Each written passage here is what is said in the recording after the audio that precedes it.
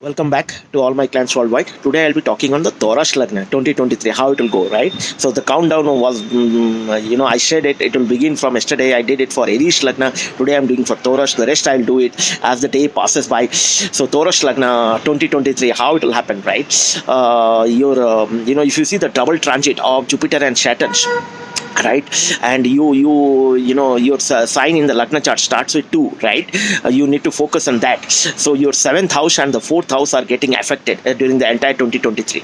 Don't forget to subscribe to my channel. If you want personal consultations, solutions, guidance and remedies, see the description links below. You can always reach out to me on WhatsApp. These are paid services. So I was talking on the Taurus Lagna 2023 कैसा जाएगा वृषभ राशि के लिए 2023, अच्छा जाएगा बुरा जाएगा.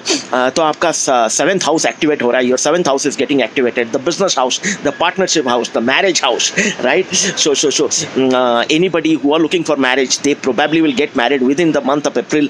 Till April, I repeat, January to April, the 7th house is getting super activated. Use that for business, partnerships, marriage or any deals, right, or customers building, right? After April, right, from May till December, right, I repeat, May till December, your 4th house, the domestic peace house, the marital life, right, take care of that. And I think things will look beautiful there also, from property angle, right, from any land, any apartments, right? So those are the linkages, but these are generic. We need to see specific when it comes to your specific Lagna chart, Dasha chart, Navamsha chart, Chali chart.